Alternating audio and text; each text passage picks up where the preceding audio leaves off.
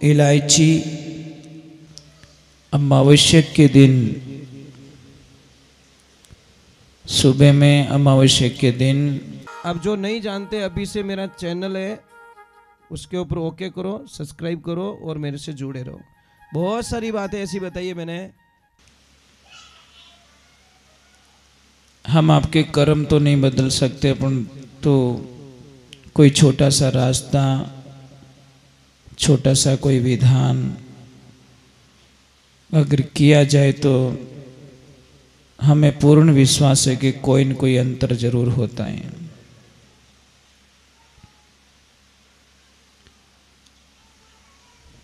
तो कल सबसे पहला उपाय है, अगर आप करना चाहो तो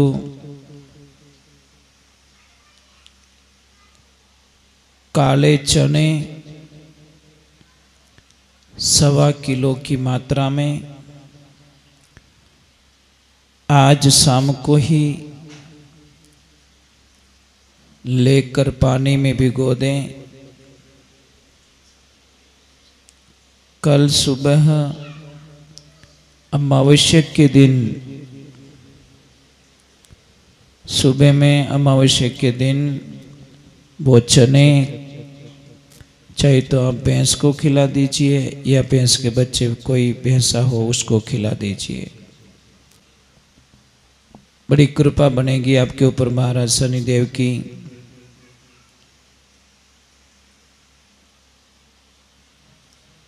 तेल में अपनी परछाया को देखकर तेल भर लीजिए, कोई कटोरी में या फिर कोई थाली में, और उस अपनी परछाया को देखकर उस तेल को आप दान कीजिए। बड़ा शुभ बताया गया है। काली वस्तु, काले कपड़े, काले उड़द, लोहा या तिल या फिर तेल से बनी हुई कोई भी सामग्री दान करें, बड़ा शुभ बताया गया है। और कौओं को अपने हिस्से के भोजन में से उनको प्रसाद ग्रहण कराएं। कौओं को, चींटियों को काले तिल और गुड़ मिलाकर उनको प्रसाद ग्रहण कराएं, उनको मिश्रण करके। काले कुत्ते को रोटी जरूर खिलाएं, मीठी रोटी खिलानी है काले कुत्ते को, ये ध्यान रखें। भगवान शनिदेव बड़ी कृपा करेंगे। कुंभ, मकर और मीन राशि पे 7.5 चल रही हैं, इसलिए उन सभी को हमारी प्रार्थना रहेगी कि ओम शम शनैश्चराय नमः, इस मंत्र का जप जरूर कीजिए। शनिदेव बड़ी कृपा करेंगे। कई छोटी छोटी बातें जो होती हमारे जीवन काल में बहुत बड़ा फर्क ला देती है। कई लोगों को बड़ी भयंकर लत लगी रहती है, नशे की, बीड़ी की, सिगरेट की, दारू की, अफीम की, कई प्रकार के जो नशे करते हैं। अगर वो नशा छोड़ना चाहे और उनकी इच्छा हो तो कीजिए, भगवान आपकी इच्छाएं पूरी करे। एक लोहे की कटोरी लीजिए, 7 काली मिर्च लीजिए और काली मिर्च को कटोरी में डालकर अपने ऊपर उल्टा वार के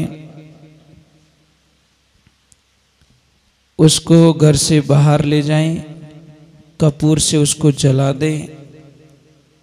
उसकी जो राख होगी उससे एक तो नाभि पे तिलक करें और एक कंठ पे तिलक करें और मस्तक पर तिलक करें। बहुत ही फायदा मिलेगा आपको, कल्पना भी नहीं कर सकते आप। शराब कैसे छूट जाएगी। काम होगा, स्लो होगा, धीरे धीरे होगा।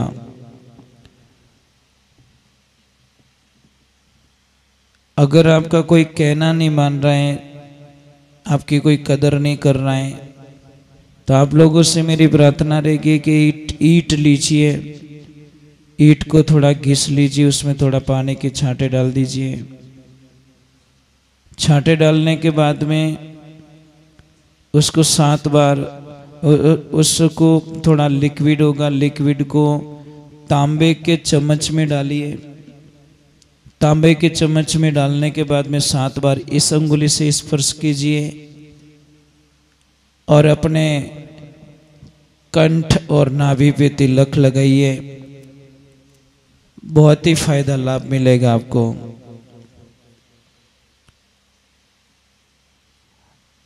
धर्मशास्त्र में बताया गया है कि सोना जो होता है कोशिश कीजिए उसको बेचे नहीं, उसको गिरवी ना रखें। कई लोग बोलते महाराज मजबूरी होती है, तो मजबूरी में रख सकते, ऐसी कोई दिक्कत नहीं है, परंतु अपने शौक पूरे करने के लिए अगर सोना गिरवी रख कर आप अपना शौक पूरा कर रहे हैं, सोना गिरवी रख के आप अपना शौक पूरा कर रहे हैं, तो समझ लीजिए आप कर्जे से कभी बाहर नहीं निकल सकते। अपने शौक के लिए नहीं, अपनी मजबूरी के लिए उसको रख सकते हैं या बेच सकते हैं, तो आपको बहुत बड़ा लाभ होगा। और बहुत सारी चीज़ें ऐसी होती है जो जिंदगी के अंदर बड़ा ही परेशान होता है। शरीर में एक बात का ध्यान रखना, अगर शरीर में जहर गया है तो आदमी एक ही बार मरता है। शरीर में अगर जहर गया है तो वो एक ही बार मरता है। और कानों में अगर जहर चला गया तो समझ लीजिए पूरे रिश्ते, पूरा परिवार, पूरा हमारा जीवन सबसे कट जाएगा, मर जाएगा। कानों का जहर गाड़ने का मतलब कोई भी आपको किसी के प्रति कोई बात बताए तो बड़े ध्यान से उस बात को सुने और ध्यान से उसका फैसला लेवे। खेत बेचकर नौकरी करना आसान है, परंतु ईमानदारी से नौकरी करके खेत खरीदना बहुत मुश्किल है। इसलिए आप लोगों से प्रार्थना है कि नौकरी करो, अच्छे से पैसे कमाओ, पर अपने पूर्वजों का जो खेत होता है उसको बेचो मत। हमारी तो विनती रहेगी कि मत बेचिए, क्योंकि पैसे तो आते हैं चले जाते हैं, परंतु जो बुजुर्ग लोगों ने हमारे लिए भूखे मर के, परेशानियां देखकर, दुख देखकर हमारे लिए जो छोड़ी हैं, उसको बेचने का विचारधारा न करें, कोशिश करें वो ना बेचे। एक मैं आपको एक बात बता रहा हूँ कि बहुत सारे लोग बीमार होते हैं, बहुत सारी दवाएं खाते हैं, बीमारियां पीछा नहीं छोड़ती है।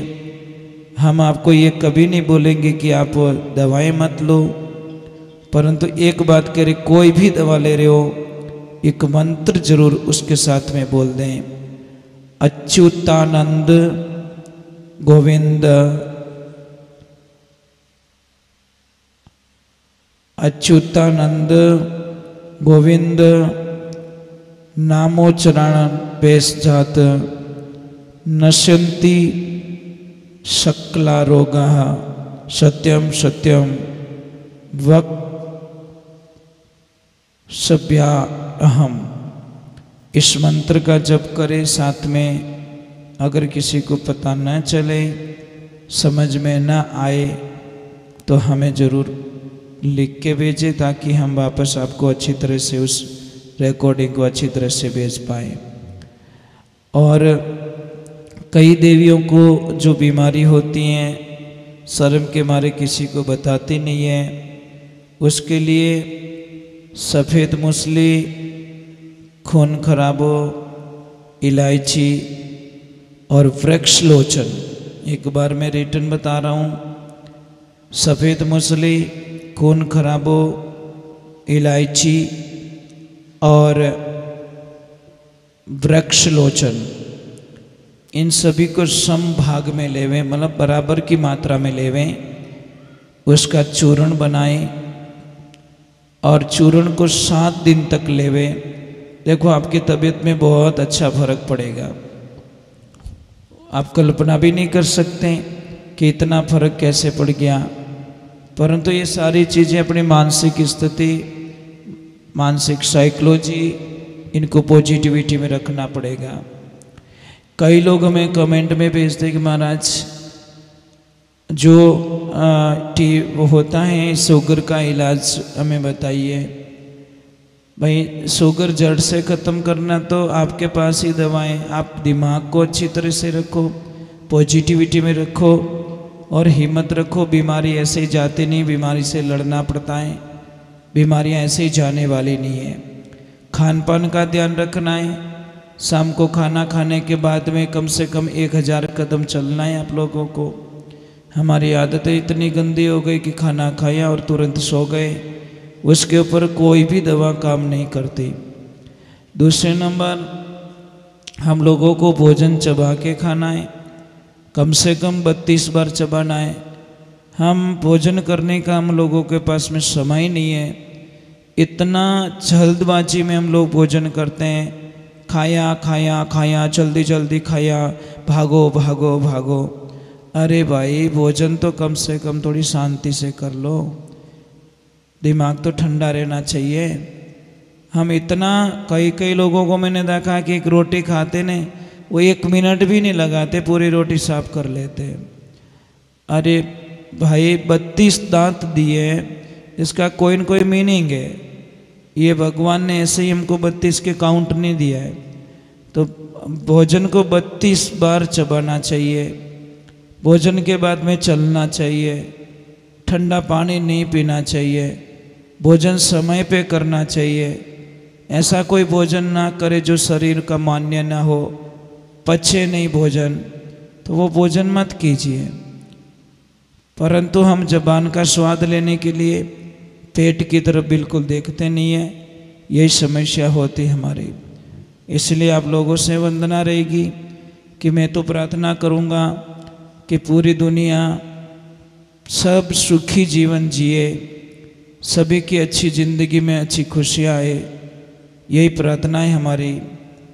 और हम लोगों ने कई बातें जो आप लोगों को बता के रखी हैं वो चीज़ें ज़रूर करें। और किसी को भी प्रॉब्लम कभी पीछा नहीं छोड़ती, ध्यान रखना, प्रॉब्लम को सॉल्व करनी पड़ती है। तो आप लोगों से वंदना रहेगी मेरी।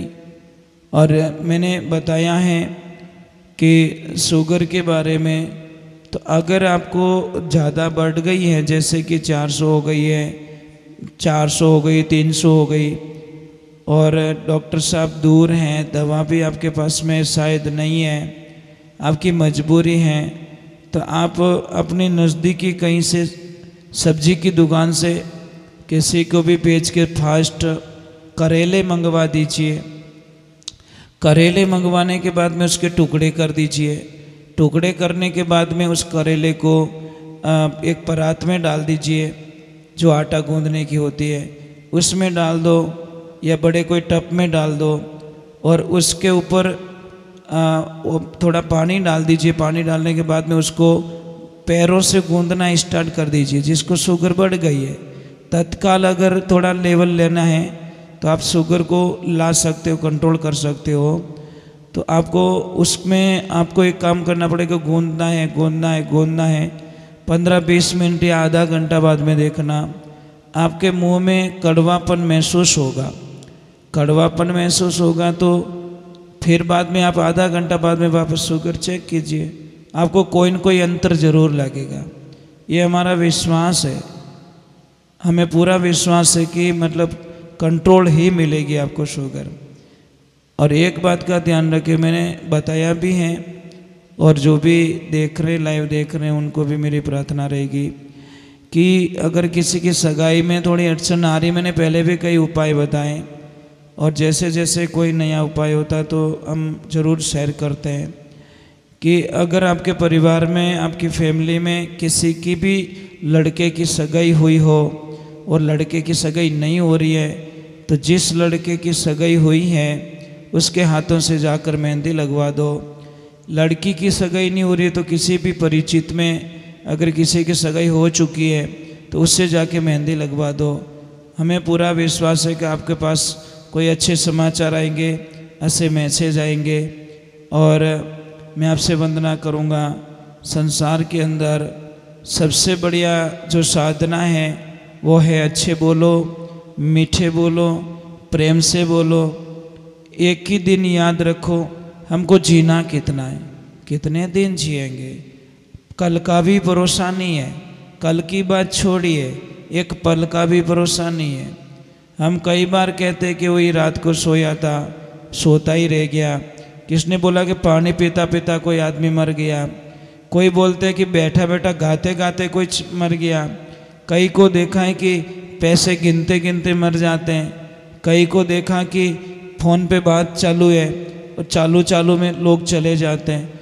इसीलिए आप अपने आप को इस शरीर का, इस जीवन का अहंकार मत कीजिए, क्योंकि एक पल भी हम किसी से खरीद नहीं सकते। आज जिया वो हमारा जीवन था, कल के बारे में कोई पता नहीं है। इसलिए आप अच्छे रहो, बढ़िया रहो, मीठे बोलो। और शनि जयंती के उपलक्ष्य में आप सभी को मेरी लाख लाख बधाई, करोड़ करोड़ प्रणाम आपको। और शनिदेव आपकी ज़िंदगी में बहुत खुशियाँ लाए, बहुत आनंद लाए। यही प्रार्थना के साथ में मैं अपनी वाणी को यहाँ पे विराम दे रहा हूँ। जय श्री कृष्णा, जय श्री राधे, जय गौ माता की।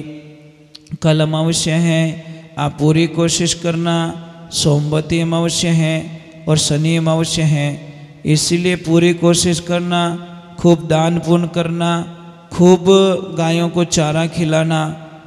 और एक मेरी प्रार्थना रहेगी कि भाई आप थोड़ा जहाँ पे भी दान कर रहे हो वहाँ पे थोड़ा देखिए। अगर व्यवस्थाएं ऑलरेडी हैं तो जहाँ पे नहीं है वहाँ पे करने की कोशिश कीजिए, क्योंकि कहीं कहीं पे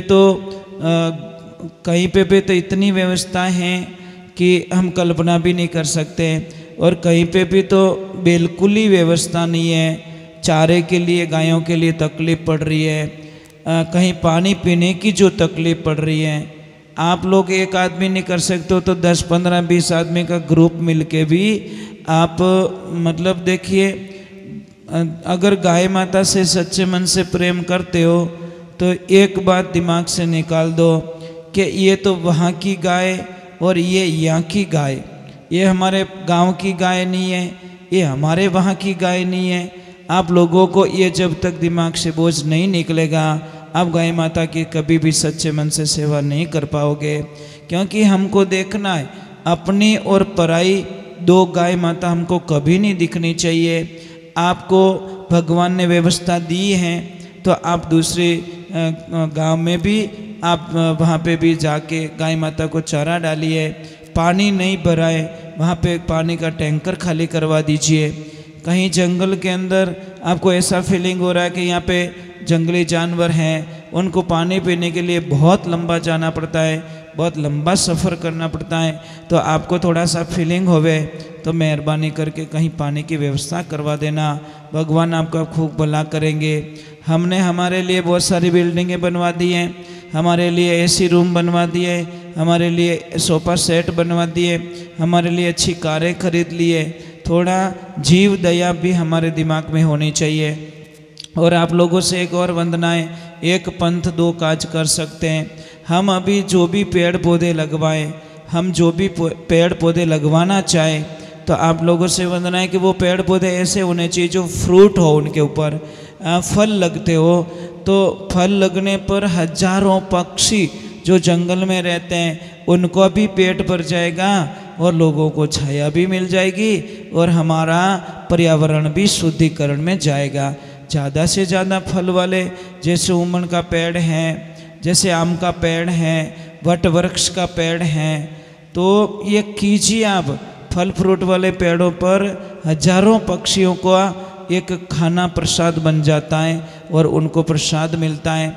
हम पेड़ लगा रहे पर पेड़ के साथ साथ में हजारों पक्षियों को भोजन भी करवा रहे हैं। तो आप एक एक पक्षी को तो भोजन नहीं करवा सकते, परंतु पेड़ लगा के हम पर्यावरण प्लस हम पक्षियों की हेल्प कर सकते हैं। जय श्री कृष्णा, जय श्री राम। भगवान आपका खूब भला करे। कल अमावस्या है, आप जो भी दान पुण्य करना चाहो खूब दान पुण्य करना। गाय माता आपका खूब कल्याण करे। जय श्री राम, जय श्री कृष्णा, वंदे गौ मातरम। और मेरे शनिदेव, मेरे प्रभु, मेरे इष्ट सबका कल्याण करे। यही भावना के साथ मैं आपको कोटि कोटि वंदन, कोटि कोटि प्रणाम। जय श्री राधे। झाड़ू हमेशा जितना गुप्त में रखो। अब जो नहीं जानते, अभी से मेरा चैनल है, उसके ऊपर ओके करो, सब्सक्राइब करो और मेरे से जुड़े रहो। कितनी अति सुंदर बात बताई। अरे हरि ने ही नहीं धारा। देखो, न तो बोला है आंख में, न कान में, न मुंह में, कहीं नहीं बोला। हरि ने ही नहीं धारा, वो नर पशुरी समान जिणरा धूल जमारा। कितनी अच्छी बात बताई। भगवान को हृदय में धारण नहीं किया तो वो पशुओं में और हमारे में फर्क क्या रह गया। भगवान की कृपा। हाथ सु फेरी नहीं माला। ये जो माला फेरते हम लोग,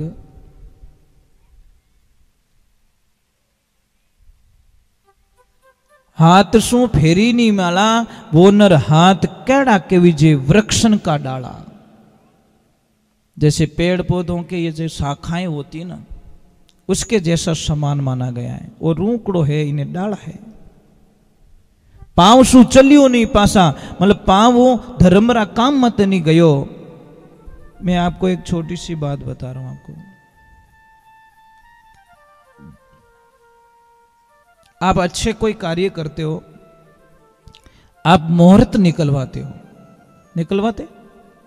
ब्राह्मण देवता के पास में जाते हैं, बोलते महाराज मकान बनाना है, गाड़ी खरीदना है, ब्याह करना है, तो आप मुहूर्त निकलवाते हो कि नहीं निकलवाते हो? निकलवाते? तो मुझे एक बात का उत्तर भी दे दीजिए, तो गंदे काम में मुहूर्त क्यों नहीं निकलवाते? समझ में आ रहा कि नहीं आ रहा? मतलब गंदे काम के लिए कोई मुहूर्त नहीं है, अच्छे काम के लिए मुहूर्त। मुहूर्त तो गंदे काम में होना चाहिए।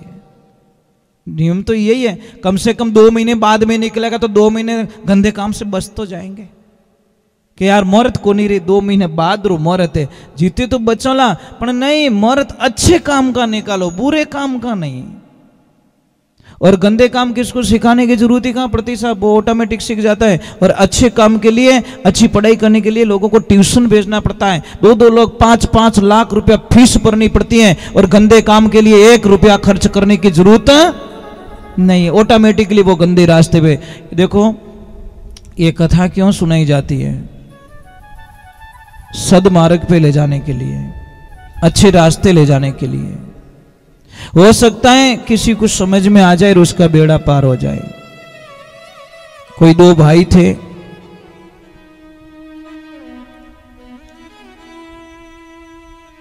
बैठे गाड़ी के अंदर, सेठ जी गाड़ी में बैठे, पास में महाराज जी बैठे। देखो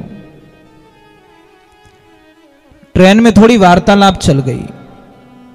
वार्तालाप चली तो सेठ जी के शब्द इतने अच्छे थे कि गुरुदेव को थोड़ा अच्छा लगा कि ये कोई महान आत्मा है, महान विभूति है। प्रभु विराजिए थोड़ी देर। हरे कृष्णा। जी जी जी, दर्शन मेरे प्रभु का, भागवत जी का दर्शन। कभी पधारना पाली साइड में तो जरूर दर्शन देना। हमारा पाली जिला है जी जी जी जी जी, तो कभी उधर कभी दर्शन दे दो तो जरूर पधारना। बहुत बहुत साधुवाद। देखो आप इतने ऊंचे पद पे होते हुए भी आपके जो महानता है ना, ये आपको बहुत ऊंची कामयाबी पे ले जाए। ये भागवत जी की तरफ से आपको आशीर्वाद है कि देखो मैं क्या बोलता हूँ, झुकना बहुत हार्ड काम है साहब, बहुत हार्ड काम होता है। राधे राधे, जय श्री राम। तो भगवान की कृपा, ईश्वर की कृपा, मेरे प्रभु की कृपा, तो दोनों भाई महाराज तो सेठ जी को पूछा गुरुजी ने कि भाई कहाँ जा रहे हो सेठ जी? कि गुरुजी, ध्यान से सुनना इस बात को, कि गुरुजी मैं जा रहा हूं, थोड़ा दिल्ली जा रहा हूं। कि क्या काम है? कि गुरुजी कुछ नहीं है, मैं और मेरे भाई के बीच में एक जयपुर में प्लॉट लिया हुआ है, जिसका 50 बाई 50 का उसका आता है, 50 बाई 50 का मेरा आता है।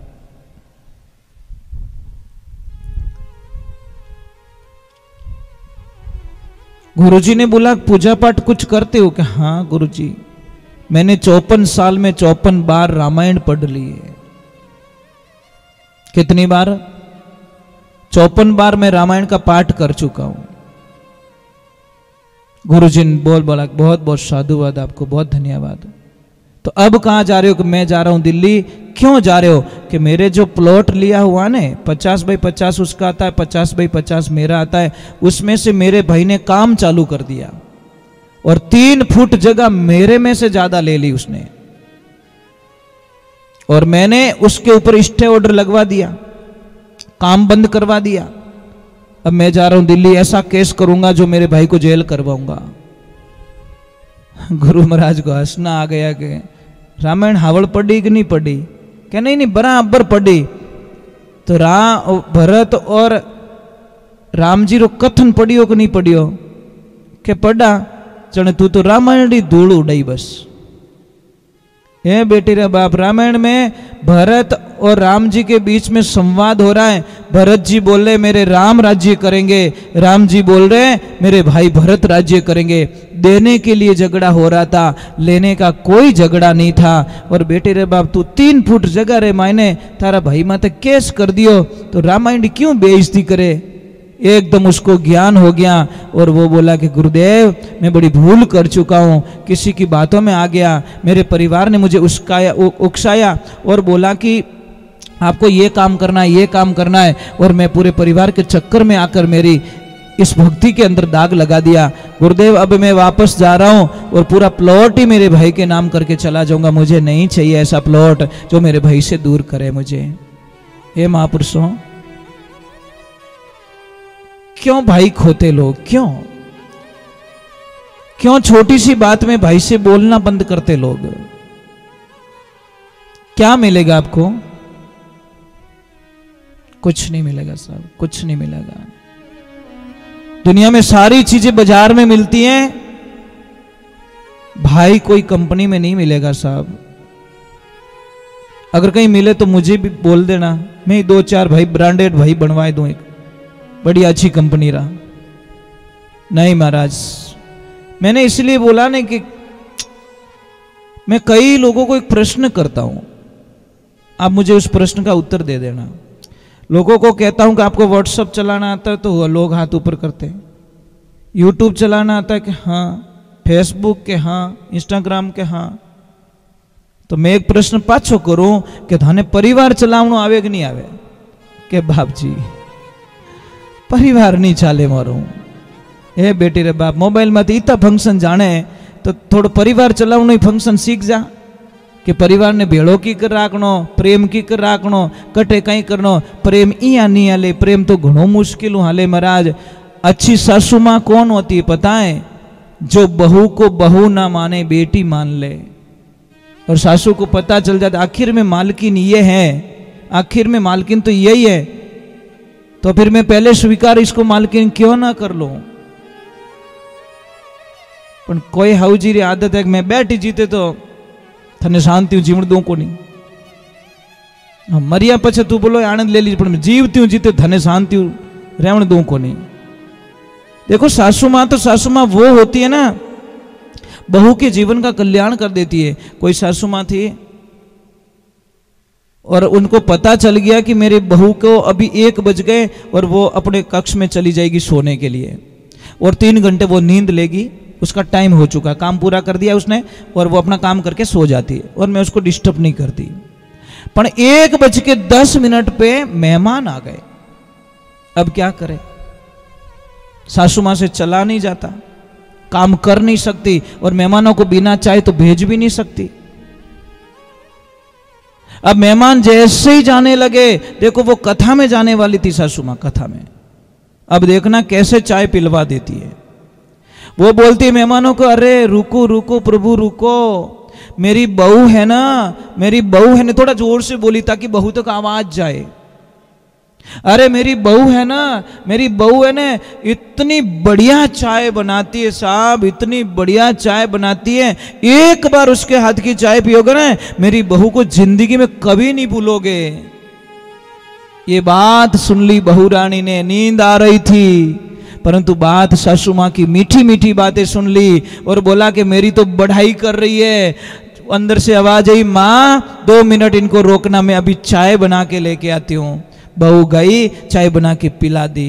ये तो कई ज्ञानी हाउजी है, चाय तो बनवानी जती पण दिमाग बना। अब डायरेक्ट कहती अरे पड़ी कहीं है चाय बनावे को नहीं, जाने वो तपेलो ही लाइन मुंडा के मेलती, ले पी ले मुझ जैसे को तैसा। ये जिंदगी के एपिसोड होते, कुछ काम करवाओ, सांप भी ना, लाठी ना टूटे, सांप भी मर जाए, ऐसा। इस जबान में अमृत है साहब, इस जबान में इतना जहर है कि महाराज दुनिया के जो सांप होते हैं वो तो 15-20 सेकंड में, आधा घंटा में उसको खत्म कर देता है, पर ये जहर हर सेकंड मारता है महाराज। इसलिए जहर ना उगलो, मीठे बोलो, कितोक जीणो महाराज, कितोक जीणो है, आनंद से जीना चाहिए। तो हम चल रहे हैं, भागवत जी के अध्याय में प्रवेश कर रहे हैं। यहाँ पे धुंधकरण का अंत होता है, उसका कल्याण होता है, और धुंधकरण जी महाराज को फ्री करके हम चल रहे भागवत जी के आगे प्रथम स्कंद में। भागवत जी सर्वप्रथम, थोड़ी सी आवाज बढ़ाना, सर्वप्रथम 4 श्लोक की भागवत जी भगवान नारायण ने ब्रह्मा जी को सुनाई थी। ब्रह्मा जी ने नारद जी को सुनाई थी और महाराज नारद जी ने व्यास जी महाराज को सुनाई 4 श्लोक की। तो यहां पे सूत जी सोनक ऋषियों को महाराज सुखदेव जी महाराज का वर्णन कर लेते बीच में। तो उन्होंने बोला कि सुखदेव कौन है? अरे सुखदेव, सुखदेव तो इतने बढ़िया वक्ता हैं भागवत जी के कि उन्होंने राजा परीक्षित को 7 दिन में मोक्ष करवा दिया। महाराज कहते हैं कि गोलोक धाम में राधा रानी आनंद से रह रहे, खुशी से रहे। उनके पास में एक शुक नाम का तोता था, वो हमेशा आसपास में खेलता, अटखेलियां करता, आनंद लेता और मां को छोड़ के कहीं नहीं जाता। नारायण ने बोला कि अगर कोई मेरा भक्त नहीं जाएगा मृत्यु लोक में तो वहां से भक्ति का विनाश हो जाएगा, ज्ञान और वैराग्य पूरा समापन हो जाएगा, प्रसार प्रसार कौन करेगा? तो उन्होंने उस सुख को बोला कि तू जा मृत्यु लोक में और जा और भगवान के गुणगान का प्रसार प्रसार कर। तो उन्होंने मना कर दिया कि नहीं माँ, मैं जाऊंगा तो श्री हरि नारायण की माया मुझे लपेट लेगी और ऐसा लपेटेगी कि मैं उस माया, ये क्या है? ये सब माया है, जो दिख रहा है सब माया है। माया का मतलब क्या है पता है? रहने वाली नहीं है। माया और काया कभी नहीं रहेगी। आप अपने शरीर को देख रहे हो, ये एक माया है, ये लीला है भगवान की। हमको शरीर दिया और शरीर वापस ले लिया जाएगा। कुछ टाइम के लिए दिया है, किसको 50 साल, किसको 60 साल, किन्हें 20 साल में ही जानो पड़े, किन्हें 5 साल में निवड़ना पड़े, भाई तारो टाइम पूरा हो गयो। ये उस परमात्मा की लीला, इसके ऊपर अहंकार घमंड मत कीजिए, क्योंकि अब है और थोड़ी देर बाद में नहीं है। कोई भरोसा? कहीं टा हवा एटनू चालती एटनू चाल जातो, कहीं भरोसा महाराज। और उनाळो वायरो वा जाए ने मेणा रत लाग जाओ, धान फिर जाया करे, ध्यान राखजो। फसल माती तो अहंकार मत करजो। एक रात्रि हवा पूरा धान ने फेर दे, जटे 40 मण पाकनो चीज आवे, 12 मण रोज लाटो आवे, पछे कहीं के हवा फिर गई साहब, कहीं कियो अरे बेटी रे बाप 2 दिन में पूरा धान्य पकाई दियो, मेहनत लागी हवा पकाई दी विने। तो महाराज अहंकार कभी मत करो। तो भगवान की कृपा होती है, ईश्वर की कृपा होती है। तो इस जीवन को समझने की कोशिश कीजिए, जीवन को समझना पड़ेगा हमको। तो कहते हैं कि सुखदेव जी ने मना कर दिया कि मैं माया के चक्कर में पड़ा, तो माता रानी ने, राधा रानी ने कहा कि जाओ तुम, माया तुम्हारे पर बिल्कुल असर नहीं करेगी, इसका आवरण नहीं आने दूंगी मैं। अब मैं जन्म कहां लूं? तो राधा रानी का आदेश होता है, जाओ कैलाश मानसरोवर, भगवान श्री भोलेनाथ तप कर रहे हैं, वहां पे जाओ, वहां से आपका भक्ति का कुछ काम स्टार्ट होगा। एक नियमित होती है महाराज। अब भगवान की कृपा से सुख जी वहां जाते हैं, एक सुखी के गर्भ में जाते हैं और अंडे के रूप में वहां पे इस मृत्यु लोक में आते हैं। इधर देखिए नारद जी का कोई प्लान फेल नहीं होता। इको आ रहा भैया, इको कम करो। नारद जी का कोई प्लान फेल नहीं होता महाराज जिंदगी के अंदर। अब भगवान की ऐसी कृपा हो गई, नारद जी गए कहां? मां पार्वती जी के पास में। और पार्वती, देखो नारद जी का जो भी प्लान होता है वो जगत कल्याण के लिए, ध्यान रखना। चाहे किसी को भी मिले नारद जी, वो जगत का कल्याण करने के लिए मिलते हैं। कहते हैं कि जिस घर में प्रेम नहीं है और नारद जी वहां चले गए तो प्रेम ही प्रेम प्रकट हो जाएगा, और जिस घर में प्रेम है वहां चले गए तो फिर फाइटिंग स्टार्ट, मतलब रिचार्ज उल्टो रिचार्ज हो जाए, मतलब करावनो तो बैलेंस रन कर दे नेट रो, ये गड़बड़ हो जाती है महाराज कभी कभी। तो नारद जी गए वहां पे, उनको तो कुछ करना था। अब गए और मां पार्वती जी को बोला कि मां पार्वती जी ने बोला हाँ गुरुदेव आओ, कि माता जी कैसे हो, क्या आनंद में हो, कैसे चल रहा है? कि अरे मैं तो बहुत परेशान हूं, जहां जाता हूं क्लेश झगड़ा झूठ ये। मां पार्वती जी बोला कि दूजोरी बात मत करो, मोह दोनों पति पत्नी तो इतना बढ़िया प्रेम रेवो कि जिनी कल्पना ही नहीं कर सको। नारद जी के आई तुम्हारे खटेरी है, यही तो प्रॉब्लम हो रही मेरे को कि तुम दोनों इतने प्रेम से क्यों रह रहे हो, और ये मैं होने नहीं दूंगा। मन में कह रहे हो, सामने नहीं कह रहे। महाराज भगवान की कृपा हुई, नारद जी ने बोला कि ठीक है मैं अपन महादेव जी कुछ मन की बातें बताते आपको? कि हाँ मन की बातें बताते। जिस समाधि में जाते, जिस भगवान के दर्शन करते, समाधि खुलती मुंह बता देते, कृष्ण आए थे, मैंने राम को देखा, नारायण को देखा, ये सारा वृत्तांत मुझे सुना देते हैं। अरे वो महादेव जी झूठ बोलते हैं। नारद जी को बोला आपको कैसे पता? कि आपने एक बात कभी बताई कि कहीं कि जो उनके गले में मुंड माला पहनी हुई है वो किसकी है? पार्वती जी दिमाग निशानों बराबर लागो कि नहीं ये बात तो बताई नहीं, तो फिर झूठा है कि नहीं है, धोखा कर रहे हैं आपके साथ में। मां ने बोला मैंने सोचा ही नहीं, सोचा कहीं नहीं, एक नंबर का पाखंडी है, झूठ बोल रहे, झूठ बोलते हैं आपके सामने। कि नहीं अब तो मैं झूठ पकड़ के रहूंगी। नारद जी गए और मां पार्वती जी कोप भवन में जाके बैठ गए, काला कपड़ा पहन। पहला एक सिस्टम है तो देवियों, कोई भी माता बहन को जब गुस्सा आता ना तो मुंडा आगा नहीं करता, एक सिस्टम बनाया हुआ था। पहले कोई भी गुस्सा आ गया तो एक कमरो अलग ही तो उसके ऊपर लिखा होता कोप भवन, मतलब जिन्हें गुस्सा आयो हचा हका करना है तो काला कपड़ा पहन उनमें जान बैठ जानो। अपने आप ही पति देव आए कहता बाप जी कहीं गलती भी, मतलब आपको कहने की आवश्यकता नहीं है, आप वहां पहुंच गए, इसका मतलब आपने कोई न कोई शिकायत आप परिवार है, पति है, तो ऑटोमेटिकली वो मतलब भवन ही एडो, मतलब गुस्सा रो भवन बनाएड़ो रहते अलग ही। आजकल तो डायरेक्ट ऑनलाइन है, मोबाइल में बढ़िया बोल जावे। तो महाराज जैसी भोलेनाथ समाधि से जगे और मां पार्वती कोप भवन में काले कपड़े। पार्वती जी को बोला अरे कहीं रियो? कुछ नहीं, आप झूठ क्यों बोलते हो? भोलेनाथ बोले मैंने कभी झूठ नहीं बोला। कि नहीं, अगर आप झूठ नहीं बोल रहे हो, नहीं आप झूठ बोलते हो। तो भोलेनाथ ने डायरेक्ट पूछ लिया कि कहीं नारद जी अटे आया कहीं? कि हाँ जणवा ठीक है, मामलो बन गो। कि इनकी उल्टी पाटी पढ़ाई दी और मने कह दो, डायरेक्टली कह दो जो मैं कोई उन उत्तर दे सकूं, मुंडो हो जाऊं की नहीं वे। तो भोलेनाथ को बोला कि मने आ बात बताओ कि ए मुंडा किना है? ये मुंड माला पहन के रखी आपने, ये किसकी है? महादेव जी ने हंस के जवाब दिया कि हे देवी, बस इतनी सी बात। क्या इतनी सी बात नहीं है?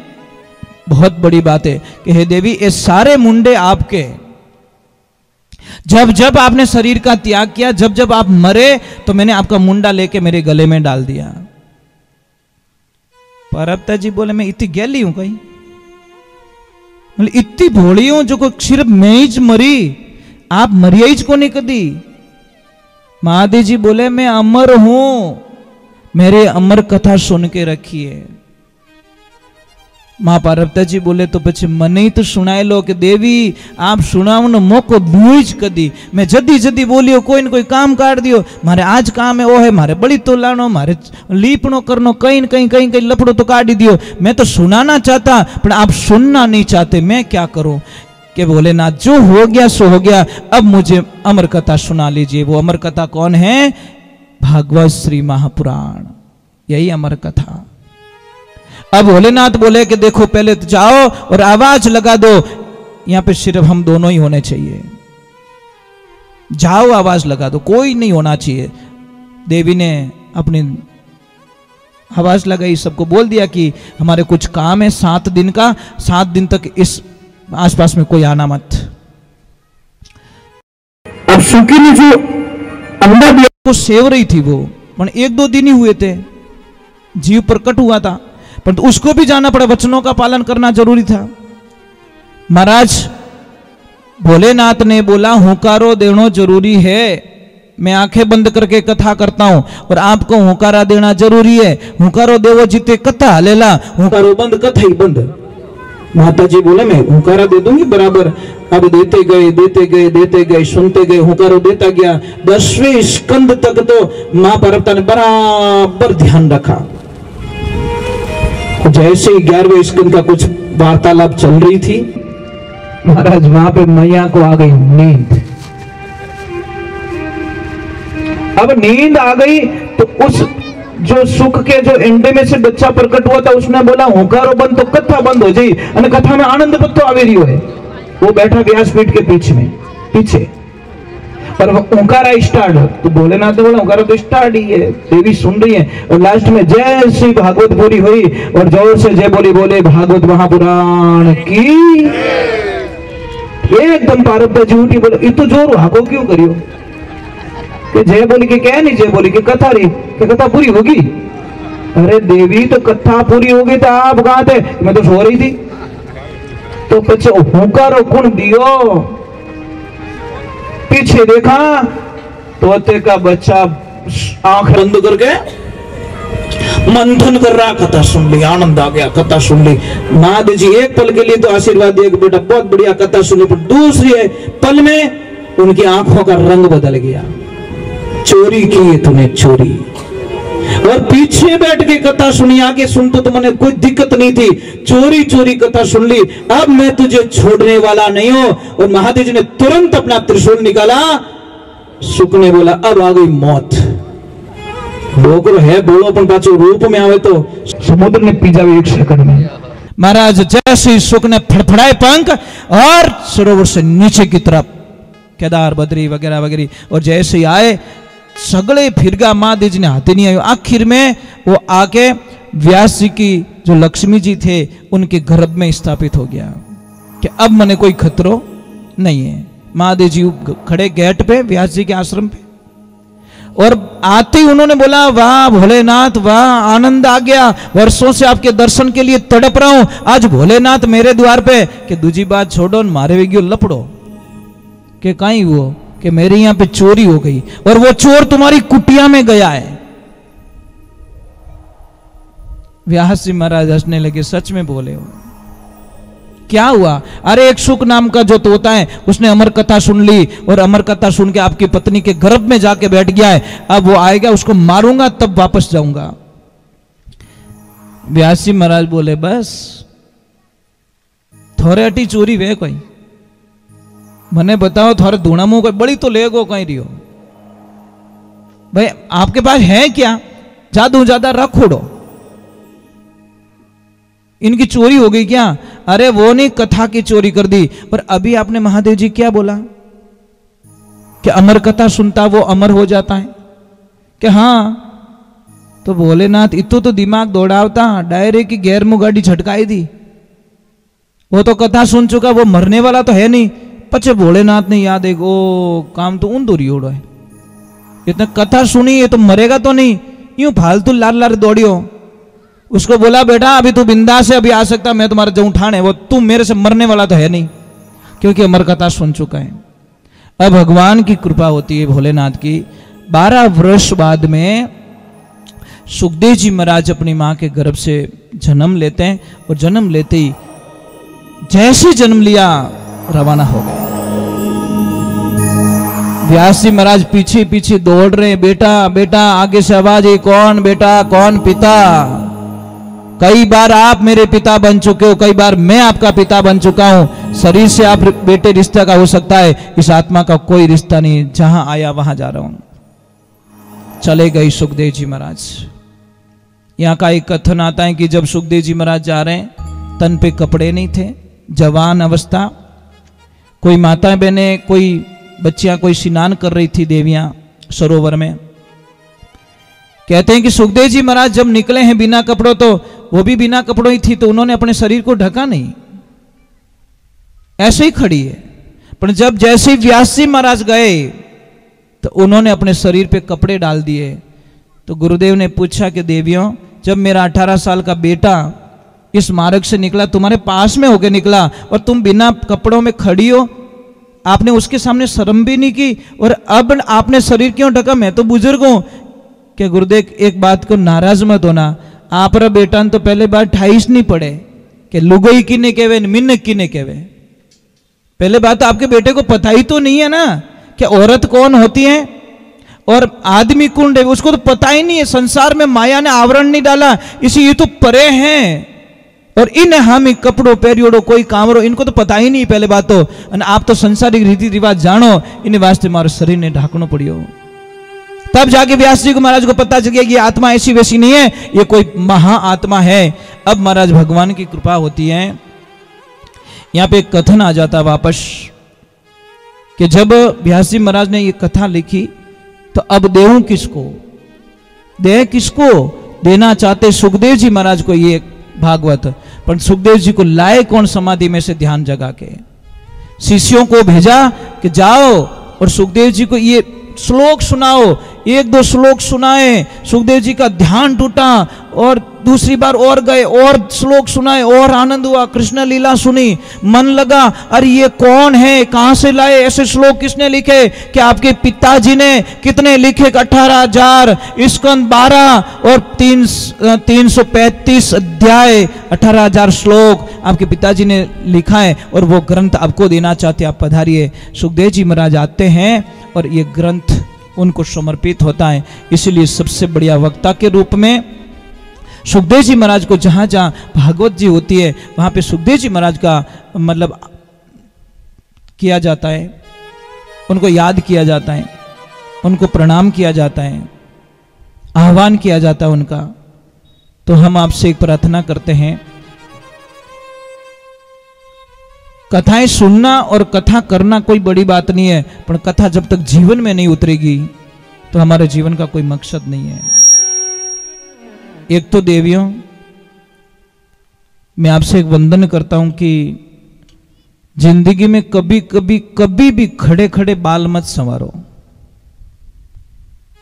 जो देवी खड़े खड़े बाल संवारती है उसके घर का तप नष्ट हो जाता है।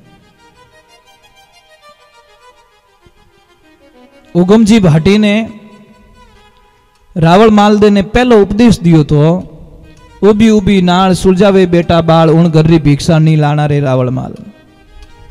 जो देवियां खड़े खड़े बाल संवारती है उस घर की भिक्षा कभी साधु संत नहीं लेते हैं।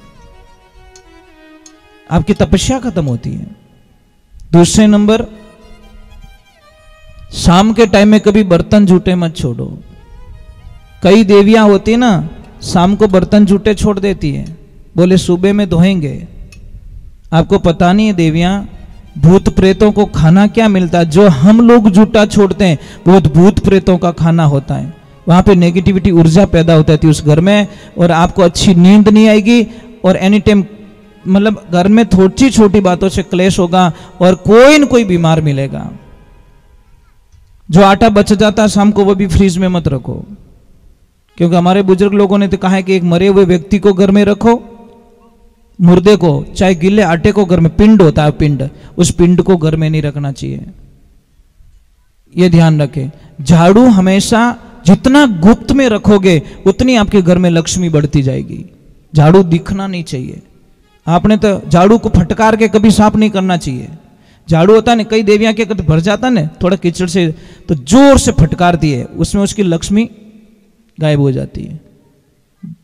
झाड़ू का महत्व जब जान जाओगे, झाड़ू का इतिहास पढ़ोगे, तो आप जिंदगी में कभी झाड़ू का अपमान नहीं करोगे। झाड़ू के ऊपर क्रॉस होके कभी नहीं निकलना चाहिए, बहुत अपमान होता है झाड़ू का। जो घर में जो चटाई होती है वो भी आपके उत्तर और पश्चिम के हिस्से में रखो, खड़ी रखो, घर के अंदर बड़ी खुशी मिलेगी।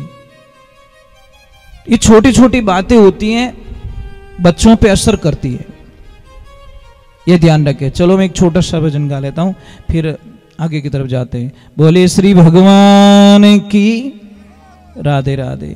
देखो, इस आत्मा को महापुरुषों ने कहा कि भगवान हरि शरणम, भगवान की शरण में जाओ, ईश्वर की शरण में जाओ। दुनिया में कहीं किसी की भी शरण में जाओगे आपको रोने के अलावा कुछ नहीं मिलेगा साहब।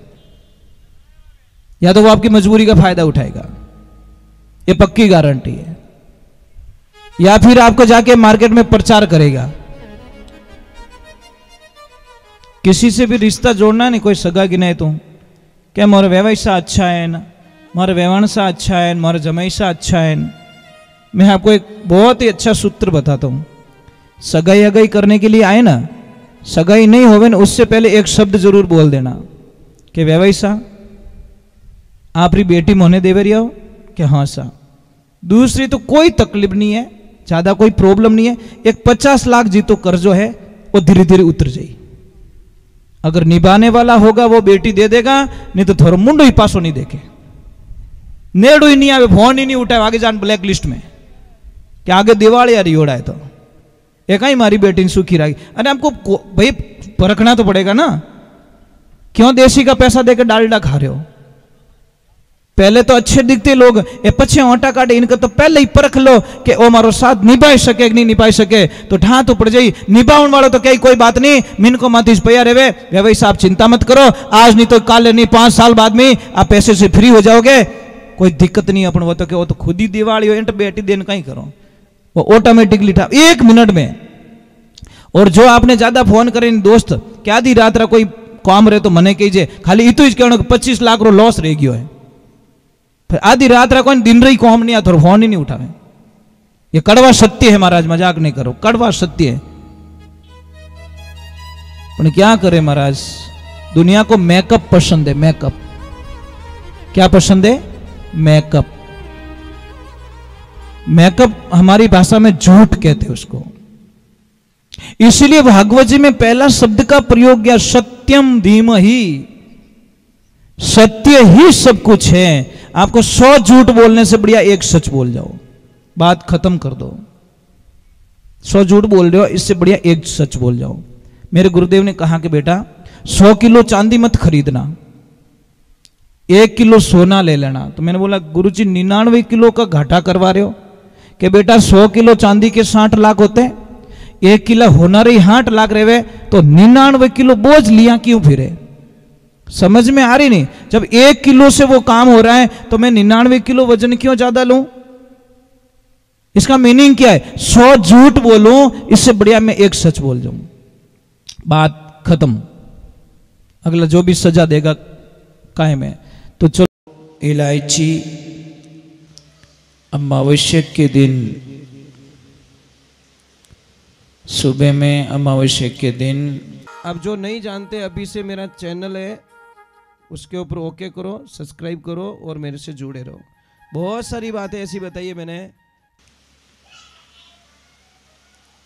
हम आपके कर्म तो नहीं बदल सकते, अपन तो कोई छोटा सा रास्ता, छोटा सा कोई विधान अगर किया जाए तो हमें पूर्ण विश्वास है कि कोई न कोई अंतर जरूर होता है।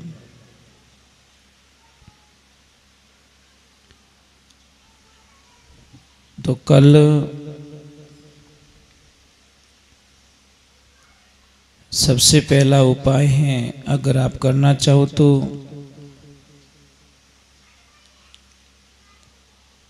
काले चने 1.25 किलो की मात्रा में आज शाम को ही लेकर पानी में भिगो दें। कल सुबह अमावस्या के दिन, सुबह में अमावस्या के दिन वो चने चाहे तो आप भैंस को खिला दीजिए या भैंस के बच्चे, कोई भैंसा हो उसको खिला दीजिए। बड़ी कृपा बनेगी आपके ऊपर महाराज शनिदेव की।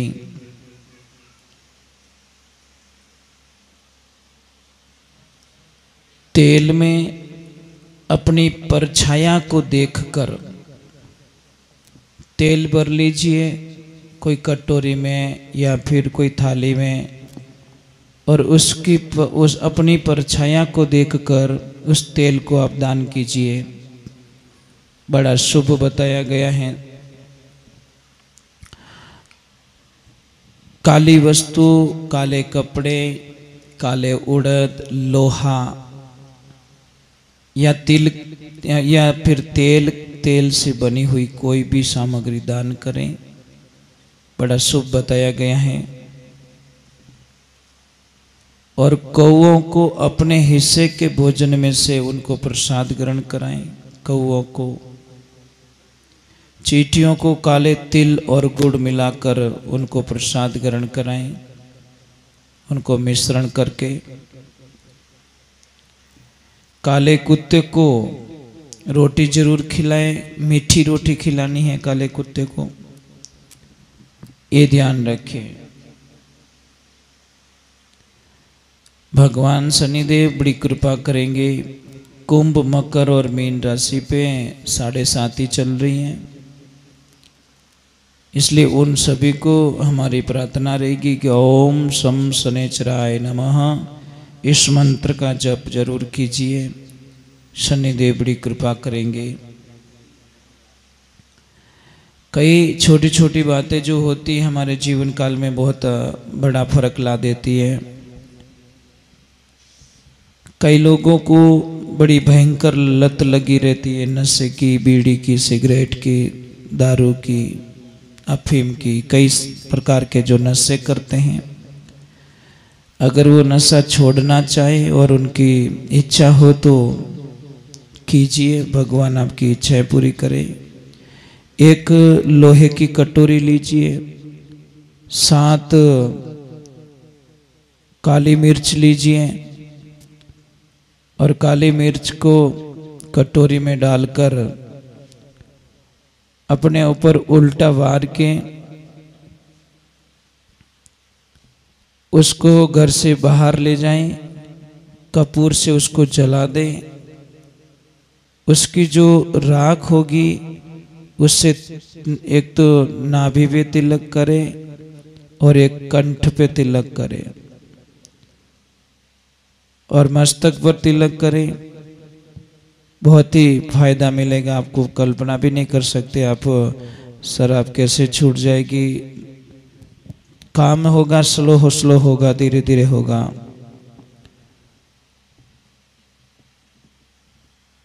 अगर आपका कोई कहना नहीं मान रहा है, आपकी कोई कदर नहीं कर रहा है, तो आप लोगों से मेरी प्रार्थना रहेगी कि ईंट लीजिए ईंट को थोड़ा घिस लीजिए, उसमें थोड़ा पानी के छांटे डाल दीजिए।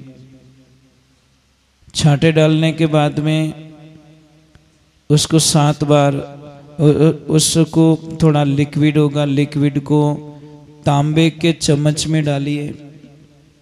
तांबे के चम्मच में डालने के बाद में 7 बार इस अंगुली से स्पर्श कीजिए और अपने कंठ और नाभि पे तिलक लगाइए।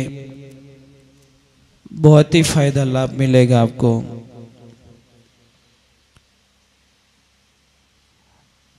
धर्मशास्त्र में बताया गया है कि सोना जो होता है कोशिश कीजिए उसको बेचे नहीं, उसको गिरवी ना रखें। कई लोग बोलते महाराज मजबूरी होती है, तो मजबूरी में रख सकते हैं, ऐसी कोई दिक्कत नहीं है। परंतु अपने शौक पूरे करने के लिए अगर सोना गिरवी रख कर आप अपना शौक पूरा कर रहे हैं, सोना गिरवी रख के आप अपना शौक पूरा कर रहे हैं, तो समझ लीजिए आप कर्जे से कभी बाहर नहीं निकल सकते। अपने शौक के लिए नहीं, अपनी मजबूरी के लिए उसको रख सकते हैं या बेच सकते हैं, तो आपको बहुत बड़ा लाभ होगा। और बहुत सारी चीज़ें ऐसी होती है जो जिंदगी के अंदर बड़ा ही परेशान होता है। शरीर में एक बात का ध्यान रखना, अगर शरीर में जहर गया है तो आदमी एक ही बार मरता है। शरीर में अगर जहर गया है तो वो एक ही बार मरता है। और कानों में अगर जहर चला गया तो समझ लीजिए पूरे रिश्ते, पूरा परिवार, पूरा हमारा जीवन सबसे कट जाएगा, मर जाएगा। कानों का जहर गालने का मतलब कोई भी आपको किसी के प्रति कोई बात बताए तो बड़े ध्यान से उस बात को सुने और ध्यान से उसका फैसला लेवे। खेत बेचकर नौकरी करना आसान है, परंतु ईमानदारी से नौकरी करके खेत खरीदना बहुत मुश्किल है। इसलिए आप लोगों से प्रार्थना है कि नौकरी करो, अच्छे से पैसे कमाओ, पर अपने पूर्वजों का जो खेत होता है उसको बेचो मत। हमारी तो विनती रहेगी कि मत बेचिए, क्योंकि पैसे तो आते हैं चले जाते हैं, परंतु जो बुजुर्ग लोगों ने हमारे लिए भूखे मर के, परेशानियां देखकर, दुख देखकर हमारे लिए जो छोड़ी हैं, उसको बेचने का विचारधारा न करें। कोशिश करें वो ना बेचे। एक मैं आपको एक बात बता रहा हूँ कि बहुत सारे लोग बीमार होते हैं, बहुत सारी दवाएं खाते हैं, बीमारियां पीछा नहीं छोड़ती है। हम आपको ये कभी नहीं बोलेंगे कि आप दवाएं मत लो, परंतु एक बात करें, कोई भी दवा ले रहे हो एक मंत्र जरूर उसके साथ में बोल दें, अच्युतानंद गोविंद, अच्युतानंद गोविंद नामोच्चारण बेस जात नश्यन्ति शकला रोगा सत्यम सत्यम वक सभ्या अहम। इस मंत्र का जप करें, साथ में अगर किसी को पता न चले, समझ में न आए, तो हमें ज़रूर लिख के भेजें ताकि हम वापस आपको अच्छी तरह से उस रिकॉर्डिंग को अच्छी तरह से भेज पाए।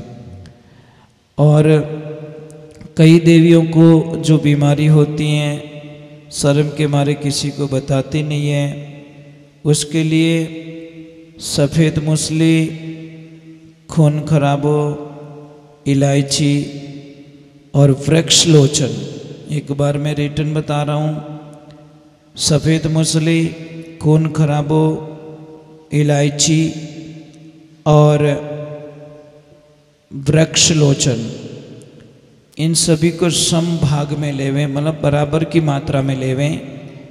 उसका चूर्ण बनाएं और चूर्ण को 7 दिन तक लेवें। देखो आपकी तबीयत में बहुत अच्छा फर्क पड़ेगा। आप कल्पना भी नहीं कर सकते कि इतना फर्क कैसे पड़ गया, परंतु ये सारी चीज़ें अपनी मानसिक स्थिति, मानसिक साइकोलॉजी, इनको पॉजिटिविटी में रखना पड़ेगा।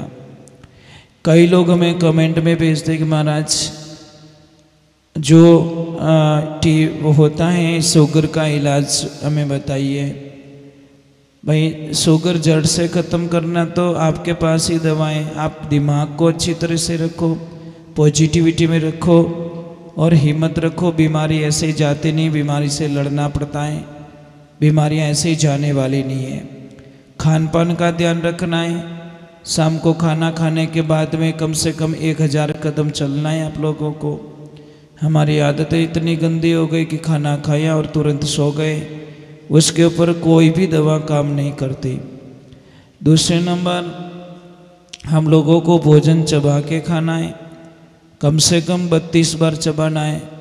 हम भोजन करने का हम लोगों के पास में समय नहीं है। इतना जल्दबाजी में हम लोग भोजन करते हैं, खाया खाया खाया, जल्दी जल्दी खाया, भागो भागो भागो।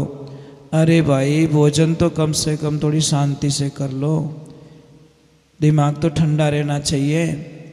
हम इतना, कई लोगों को मैंने देखा कि एक रोटी खाते ने वो 1 मिनट भी नहीं लगाते, पूरी रोटी साफ कर लेते। अरे भाई 32 दांत दिए, इसका कोई न कोई मीनिंग है। ये भगवान ने ऐसे ही हमको 32 के काउंट नहीं दिया है। तो भोजन को 32 बार चबाना चाहिए, भोजन के बाद में चलना चाहिए, ठंडा पानी नहीं पीना चाहिए, भोजन समय पे करना चाहिए। ऐसा कोई भोजन ना करे जो शरीर का मान्य ना हो, पचे नहीं भोजन, तो वो भोजन मत कीजिए।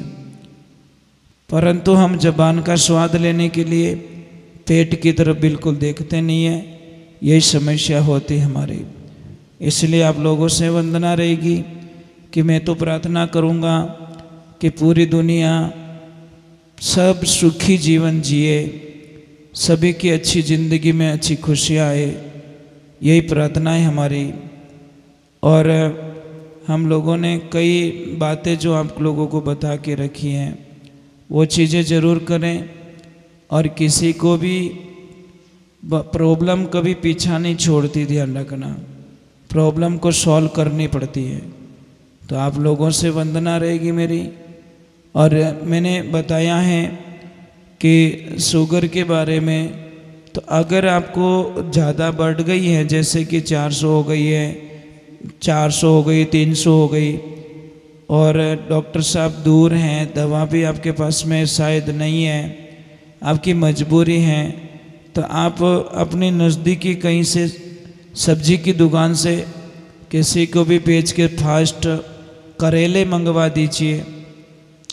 करेले मंगवाने के बाद में उसके टुकड़े कर दीजिए।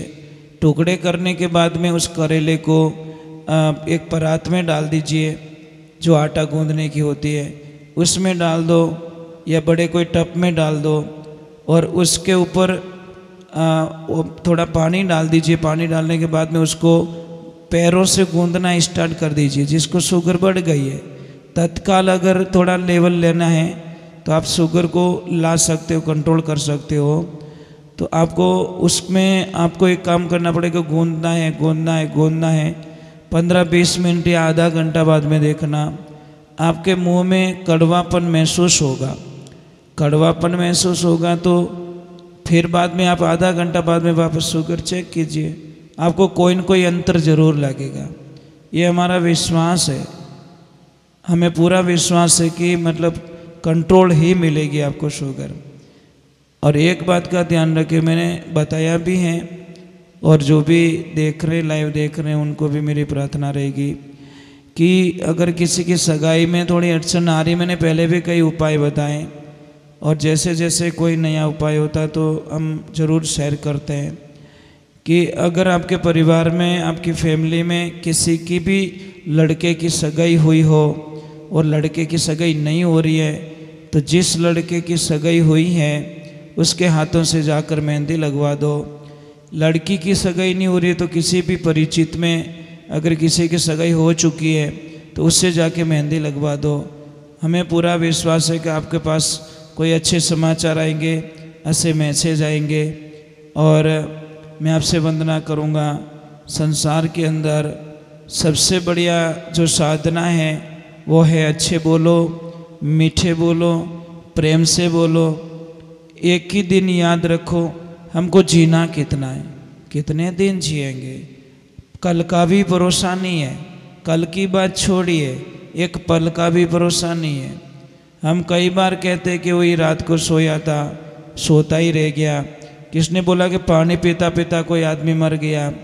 कोई बोलते हैं कि बैठा बैठा गाते गाते कोई मर गया। कई को देखा है कि पैसे गिनते गिनते मर जाते हैं। कई को देखा कि फ़ोन पे बात चालू है और चालू चालू में लोग चले जाते हैं। इसीलिए आप अपने आप को इस शरीर का, इस जीवन का अहंकार मत कीजिए, क्योंकि एक पल भी हम किसी से खरीद नहीं सकते। आज जिया वो हमारा जीवन था, कल के बारे में कोई पता नहीं है। इसलिए आप अच्छे रहो, बढ़िया रहो, मीठे बोलो। और शनि जयंती के उपलक्ष्य में आप सभी को मेरी लाख लाख बधाई, करोड़ करोड़ प्रणाम आपको। और शनिदेव आपकी ज़िंदगी में बहुत खुशियाँ लाए, बहुत आनंद लाए। यही प्रार्थना के साथ में मैं अपनी वाणी को यहाँ पे विराम दे रहा हूँ। जय श्री कृष्णा, जय श्री राधे, जय गौ माता की। कल अमावस्या है, आप पूरी कोशिश करना। सोमवती अमावस्या है और शनि अमावस्या है, इसीलिए पूरी कोशिश करना। खूब दान पुण्य करना, खूब गायों को चारा खिलाना।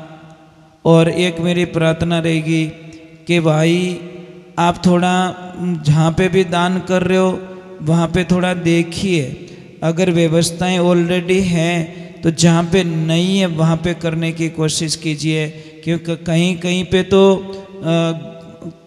तो इतनी व्यवस्था हैं कि हम कल्पना भी नहीं कर सकते। और कहीं पे भी तो बिल्कुल ही व्यवस्था नहीं है। चारे के लिए गायों के लिए तकलीफ़ पड़ रही है, कहीं पानी पीने की जो तकलीफ़ पड़ रही है। आप लोग एक आदमी नहीं कर सकते हो तो 10, 15, 20 आदमी का ग्रुप मिलके भी आप मतलब देखिए, अगर गाय माता से सच्चे मन से प्रेम करते हो तो एक बात दिमाग से निकाल दो कि ये तो वहाँ की गाय और ये यहाँ की गाय, ये हमारे गांव की गाय नहीं है, ये हमारे वहाँ की गाय नहीं है। आप लोगों को ये जब तक दिमाग से बोझ नहीं निकलेगा, आप गाय माता की कभी भी सच्चे मन से सेवा नहीं कर पाओगे। क्योंकि हमको देखना है, अपनी और पराई दो गाय माता हमको कभी नहीं दिखनी चाहिए। आपको भगवान ने व्यवस्था दी है तो आप दूसरे गांव में भी आप वहाँ पे भी जाके गाय माता को चारा डालिए। पानी नहीं भराए वहाँ पे पानी का टैंकर खाली करवा दीजिए। कहीं जंगल के अंदर आपको ऐसा फीलिंग हो रहा है कि यहाँ पे जंगली जानवर हैं, उनको पानी पीने के लिए बहुत लंबा जाना पड़ता है, बहुत लंबा सफ़र करना पड़ता है, तो आपको थोड़ा सा फीलिंग होवे तो मेहरबानी करके कहीं पानी की व्यवस्था करवा देना। भगवान आपका खूब भला करेंगे। हमने हमारे लिए बहुत सारी बिल्डिंगें बनवा दी हैं, हमारे लिए एसी रूम बनवा दिए, हमारे लिए सोफ़ा सेट बनवा दिए, हमारे लिए अच्छी कारें खरीद लिए। थोड़ा जीव दया भी हमारे दिमाग में होनी चाहिए। और आप लोगों से एक और वंदना है, एक पंथ दो काज कर सकते हैं। हम अभी जो भी पेड़ पौधे लगवाएं, हम जो भी पेड़ पौधे लगवाना चाहें, तो आप लोगों से वंदना है कि वो पेड़ पौधे ऐसे होने चाहिए जो फ्रूट हो, उनके ऊपर फल लगते हो। तो फल लगने पर हजारों पक्षी जो जंगल में रहते हैं उनको भी पेट भर जाएगा और लोगों को छाया भी मिल जाएगी और हमारा पर्यावरण भी शुद्धिकरण में जाएगा। ज़्यादा से ज़्यादा फल वाले जैसे उमन का पेड़ है, जैसे आम का पेड़ है, वट वृक्ष का पेड़ है, तो ये कीजिए आप। फल फ्रूट वाले पेड़ों पर हजारों पक्षियों को एक खाना प्रसाद बन जाता है और उनको प्रसाद मिलता है। हम पेड़ लगा रहे पर पेड़ के साथ साथ में हजारों पक्षियों को भोजन भी करवा रहे हैं। तो आप एक एक पक्षी को तो भोजन नहीं करवा सकते, परंतु पेड़ लगा के हम पर्यावरण प्लस हम पक्षियों की हेल्प कर सकते हैं। जय श्री कृष्णा, जय श्री राम। भगवान आपका खूब भला करे। कल अमावस्या है, आप जो भी दान पुण्य करना चाहो खूब दान पुण्य करना। गाय माता आपका खूब कल्याण करे। जय श्री राम, जय श्री कृष्णा, वंदे गौ मातरम। और मेरे शनिदेव, मेरे प्रभु, मेरे इष्ट सबका कल्याण करे। यही भावना के साथ मैं आपको कोटि कोटि वंदन, कोटि कोटि प्रणाम। जय श्री। दिखावा नहीं बोला कि किसने सोना चांदी चढ़ा दिया तो भगवान उनको मिल गए, या फिर किसने बड़ा मंदिर बना दिया तो भगवान मिल गए, या फिर किसने व्यवस्था कर ली तो भगवान मिल गए। सारी चीजों का एक ही रिजल्ट आ रहा है कि प्रेम, जहां प्रेम था वहां पे प्रभु मिले। अब जो नहीं जानते, अभी से मेरा चैनल है उसके ऊपर ओके करो, सब्सक्राइब करो और मेरे से जुड़े रहो। हर इस कथा में चलते चलते चलते हर जगह मोड़ आया, प्रेम के बिना भगवान रिश्ते नहीं है। यहां पे देखो, कोई दिखावा नहीं बोला कि किसने सोना चांदी चढ़ा दिया तो भगवान उनको मिल गए, या फिर किसने बड़ा मंदिर बना दिया तो भगवान मिल गए, या फिर किसने व्यवस्था कर ली तो भगवान मिल गए। सारी चीजों का एक ही रिजल्ट आ रहा है कि प्रेम, जहां प्रेम था वहां पे प्रभु मिले। तो प्रेम देखिए, बोले नाम रोहित नाथ जी की तरफ से 100 रुपया। जय हो। राधे राधे, थोड़ा जोर से बोलो।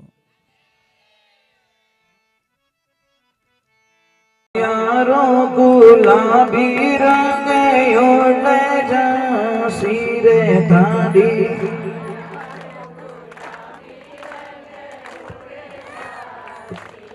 राधे राधे,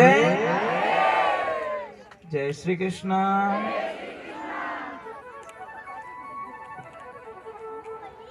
ने नाचा तो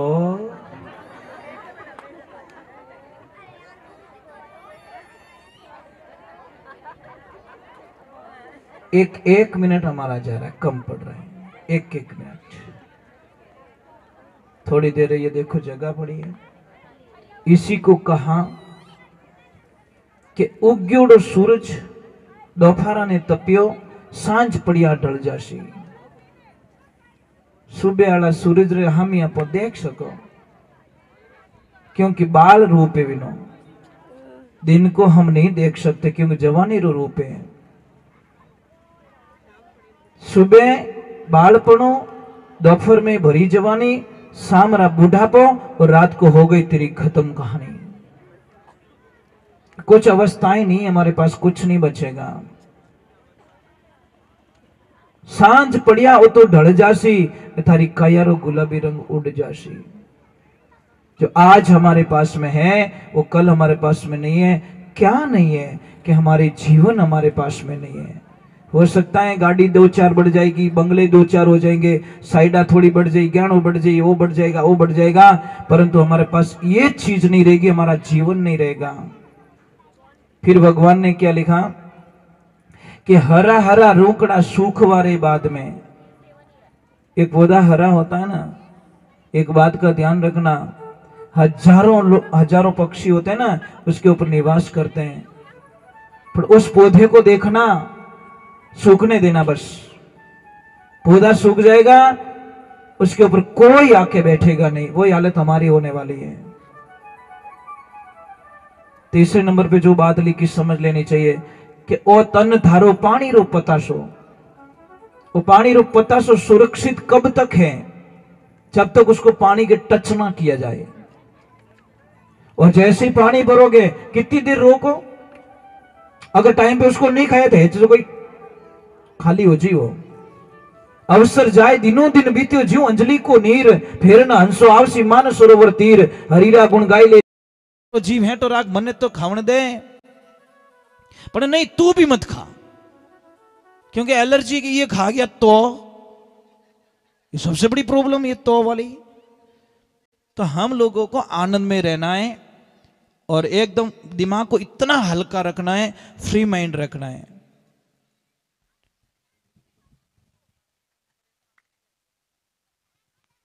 बोलो बोलो। गैस बनती है, मैं बता दूंगा आपको, ठीक है? मैं बता ही लेता हूं। बताए क्या, किसी को कितनी भी गैस बन रही है, गैस का अर्थ क्या है पहले तो ये समझ। गैस क्यों बनती है? गैस बनने का एक ही कारण, खाना नहीं पचना। अगर खाना नहीं पचेगा गैस बनेगी बनेगी बनेगी, क्योंकि वो खाना पच नहीं रहा है, वो खाना सड़ रहा है, और सड़ेगा तो गैस होगी। गैस होगी तो सबसे बड़ी प्रॉब्लम पहले यहां पे पेन होगा, दर्द होगा, फिर आपको क्या करेगा, यहां से दर्द होगा, आपको यहां से दर्द होगा, पहले लेफ्ट में दर्द होगा, फिर यहां से दर्द होगा, और फिर आपको इतना कभी कभी ऐसे लगा मुझे उल्टी होने वाली है, अभी सर फटता है पूरा, होती नहीं है, होती नहीं है, ऐसा फीलिंग होता है कि मुझे अभी, क्योंकि गैस दिमाग में चढ़ गई, और दिमाग में चढ़ती सर फटता है। आपको मैं बहुत ही बढ़िया इलाज बताता हूं। एक 250 ग्राम क्या लेना, आपको मेथी लेनी है, 100 ग्राम अजवाइन लेनी है, और 50 ग्राम काली जीरी लेनी है। तीनों चीज को सेक लो मिट्टी की तवी पे, पाउडर बना दो और घर पे रख लो, ठीक है, घर पे रख लो। और एक दूसरे नंबर एक बात याद रखें, कोशिश करें शाम को जल्दी जिमने की कोशिश करें। प्रसाद जल्दी जिमो, सूर्यास्त के बाद में जिमना वो बीमारी का कारखाना होता है। कारण क्या होता है कि हमारी जठ रगड़ी जो पचाने की जो नाड़ी होती है ना, वो क्या होती है, मैं एक छोटी सी बात बता रहा हूं आपको कि खाना पका नहीं है और हम खा रहे हैं, प्रॉब्लम होगी।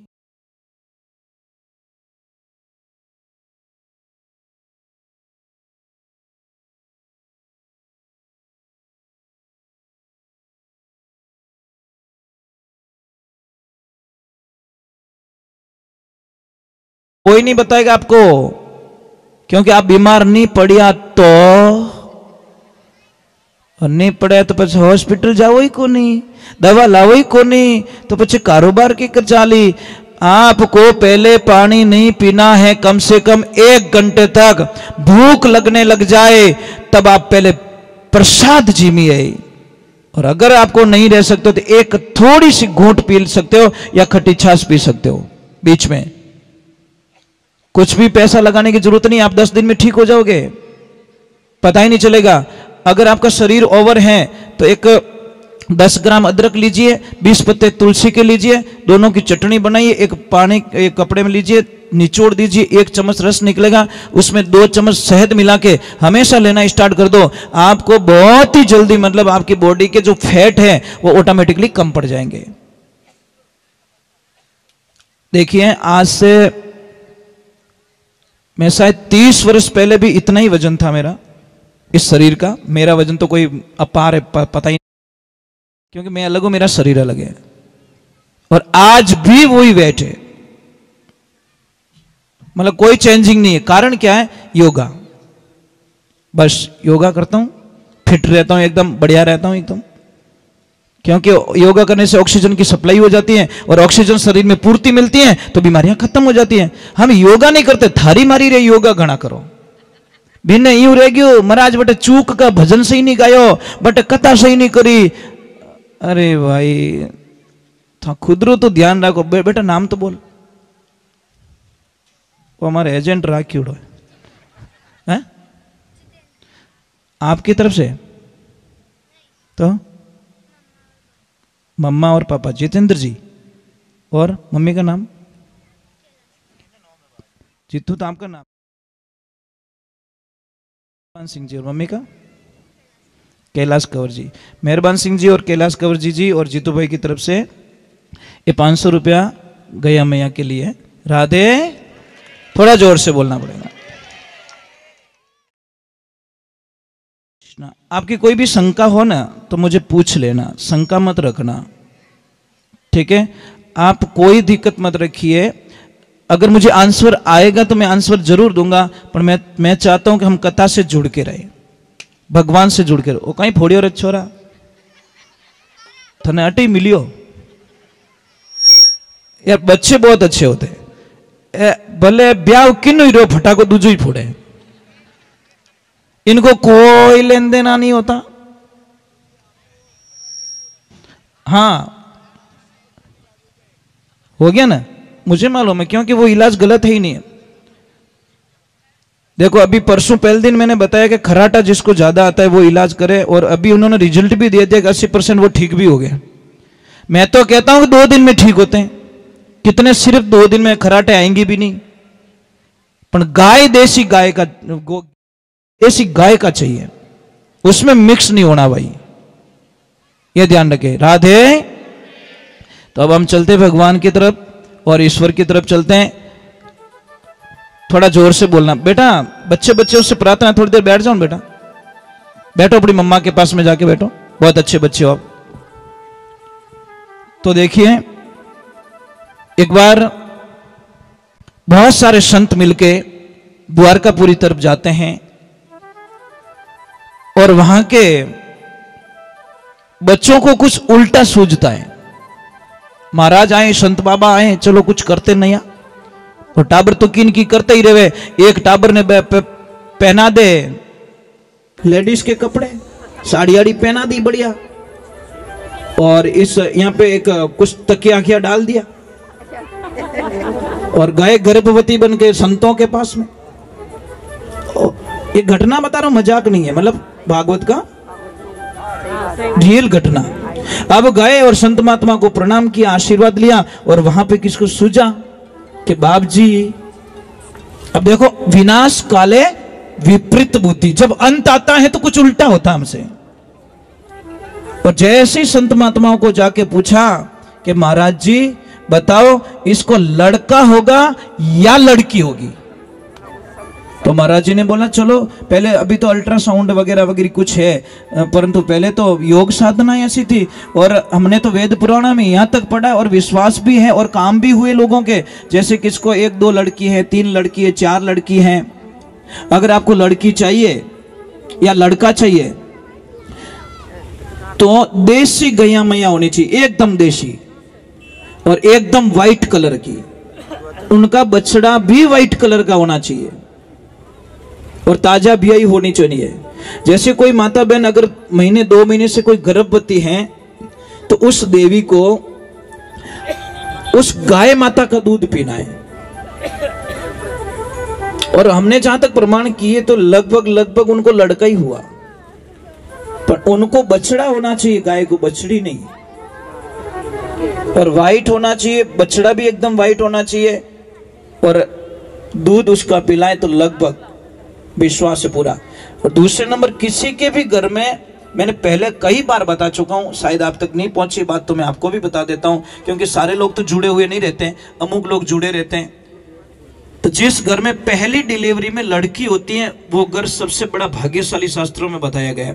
पहली डिलीवरी में जिस घर में लड़की का जन्म होता है, बहुत भाग्यशाली बताए, क्योंकि उसका जो नाला होता है, फर्स्ट डिलीवरी वाली लड़की का नाला, अगर वो नाला आपके पास में है, अगर किसने संजो के रखा है, तो वो आपकी पूरी दुनिया चेंज कर सकता है। उस नाले को दीपावली पूजन में, लक्ष्मी पूजन में साथ में रखिए, और लाल कपड़े में बांधकर अपनी तिजोरी में रख लीजिए। आप कल्याण का कल्पना नहीं कर सकते कि हमारे घर में इतना बदलाव कैसे आ गया, क्योंकि साक्षात मां लक्ष्मी निवास करती है। ये ध्यान रखें, लड़की बोझ ना माने भाई। सिर्फ एक गाइडलाइंस सही नहीं होने के कारण कुछ गलत रिजल्ट आते हैं, और सारों का थोड़ी आता है कि सारे बच्चे ऐसे थोड़ी होते हैं। सबको एक लाइन में खड़ा करना उचित नहीं है। यहां पे जितनी भी नवयुक्त लड़कियां आई हुई, उनसे मैं प्रार्थना करता हूं, समझ लीजिए आपके पास एक 20,000 का मोबाइल है नहीं? सपना देखो है, 2 मिनट के लिए बन जाओ ना, है मेरे पास मोबाइल, और उस मोबाइल को आप इतना लाइक करते हो, इतना पसंद करते हो, इतना लाइक करते हो, इतना पसंद करते हो, और आप अकेले कुछ देख रहे हो बैठ बैठे, कोई लड़का आता है आपके हाथ से मोबाइल छीन के भाग जाता है। अब ईमानदारी से बोलना, आपकी हालत कैसी होगी? खुश होंगे कि दुखी होंगे? अब एक तो मोबाइल खो गया आपका, और आपको कोई मम्मी लाके बोली ले बेटा जूस पी ले बेटा बादाम का हलवा खा ले, खाओगे? नहीं खाओगे, क्योंकि आपका मोबाइल चला गया 20,000 का। बेटियों, मैं आपको यह प्रश्न करना चाहता हूं कि जब आपका 20,000 का मोबाइल चला गया तो आपकी हालत यह हो गई, तो जिस माता पिता की 20 साल की लड़की को कोई लड़का लेके भाग जाता है, तो उन माता पिता में क्या बीतती होगी? ये कभी सोचा आप लोगों ने? कभी दिमाग में ये बात डाली? बेटी के लिए सबसे बड़ा फर्ज बनता है कि उसके परिवार का नाम रोशन करे, नाम खराब ना करे। बेटी की पहली भक्ति क्या है? बेटी का पहला कर्तव्य क्या है कि मेरे खानदान का मैं नाम रोशन करूं, मैं ऐसी बनूं कि मैं नाम रोशन करूं। बेटियों, मैं आपसे प्रार्थना करना चाहता हूं, किसी के लिए अपनी जिंदगी को बर्बाद मत करो। कई बच्चियां आजकल गलत रिजल्ट ले चुकी है, माता पिता का कहना नहीं मानती। माँ जब काम बुलाती है ना, काम का बोलती है ना कि बेटा ये काम कर ले, तो क्या बोलती है? Please mom not disturb me.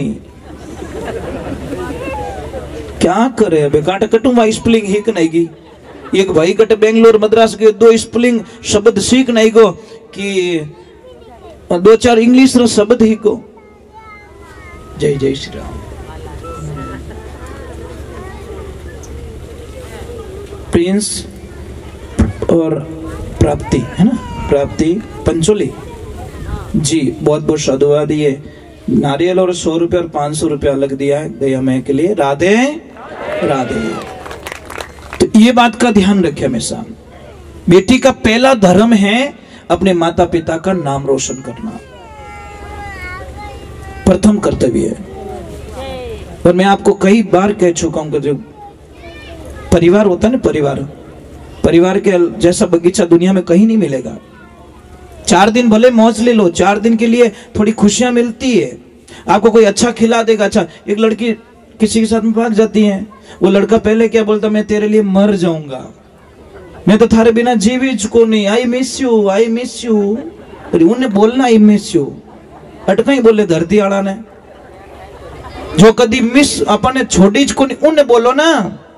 पर नहीं, अब मरा वो चली जाती है, वो पहले क्या बोलता है, मैं तेरे बिना जी नहीं सकता हूँ। महीनों 2 महीना बढ़िया फिल्मों दिखाई ली, बढ़िया घुमाई लिया, बड़ी थोड़ी हवाई जहाज में घुमाई ली, और अब देखो उल्टी गिनती वहां से शुरू हो जाती है।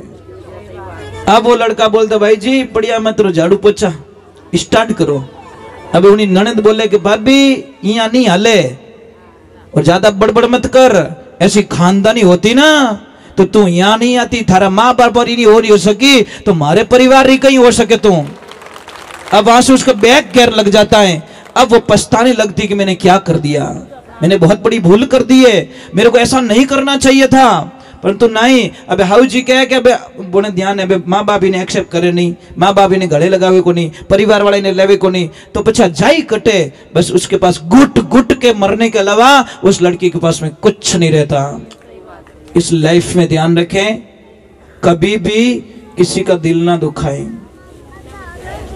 महाराज, कोई पिताजी की मौत हो जाती है, पिता ने सारी जिंदगी कमा कमा के बेटों को दिया, बहुत पैसे दिए, और मौत हो जाती है। अब एक आदमी आता है, जैसी डेड बॉडी लेके निकलते एक आदमी आता है और खड़ा हो जाता है, भाई इस बॉडी को रोक लो। कि क्या हुआ भैया? मैं ये जो अंकल चले गए ना, इनमें मैं 15 लाख रुपया मांगता हूं, पहले इन्हें धनी बनो, पछी इन बॉडी ने जड़ाओ। अबे भाई भाई 4 ही मुंडो देखे, थन ध्यान है कोनी, मन ध्यान है कोनी, मम्मी ने पूछो ध्यान है, काका बाबा ने पूछो, मने ध्यान कोनी। अब कोई धनी नहीं बने, वो के धनी बनो तो बॉडी उठाऊं दूं, नहीं तो मैं इसको लाश को जलाने नहीं दूंगा। पहले खाली इतना बोल दो मैं दे दूंगा, फिर मैं चला जाऊंगा। महाराज, सबसे बड़े वाले लड़के ने बोला मैं देने वाला नहीं हूं, मैं तो जा रहा हूं घर पे, बाड़ो तो बाड़ो, नहीं तो पुड़िया रहूं दो। दूसरा बोला नहीं सर, अपने टाइम कटे, अपने तो बाहर रहो। तीसरे ने बोला सर मैं तो इनके जमती कम है, मैं तो रहता ही नहीं पास में। और चौथोड़ो बोलियो सर तो अभी आया हूं वर्षों। तो काका बाबा ने बोलिए था तो दे दो, हगा गिना तो बोले था तो दे दो, नहीं भाई मैं कहना दो, जब औलाद ही नहीं दे तो। नाम बोलो प्रभु, नाम बोलिए। भावेश भैया की तरफ से आगे तो बोलिया को नहीं, तो बोलिया 200 रुपया गया मैं के लिए, बहुत बहुत बढ़िया। ये बच्चों की आदत डालो आप। एक महाराज जी भिक्षा लेने के लिए जाते तो अंदर से आवाज है कुछ नहीं है, कुछ नहीं है। महाराज के धूलो ही दो, अपन दो, धूल तो है मुट्ठी भर के, ये तो डालो कम से कम, आदत तो पड़ जाएगी। आज तुम मिट्टी डाल दो, कल एक रोटी डालोगे, परसों कुछ डालोगे, पर डाल कुछ तो दो। हेज को नहीं जने, पचे हेज कौन जने तो राम राम मुंदरी भूखा मरी। अब भगवान की कृपा होती है, ये बात किसके, सारे देखो सन्नाटा तो छाई जाता है, एकदम कोई रो गए, रोना रोना बंद कर दिया, ये कर दिया, बात अंदर चली जाती है। कहां पे? लेडीज। और जहां पे उनकी बेटी थी, एक आदमी को बुलाती है, एक थैली पकड़ाती है और बोलती है वो भैया को दे दो, जो पैसे मांगने वाले नहीं उनको दे दीजिए।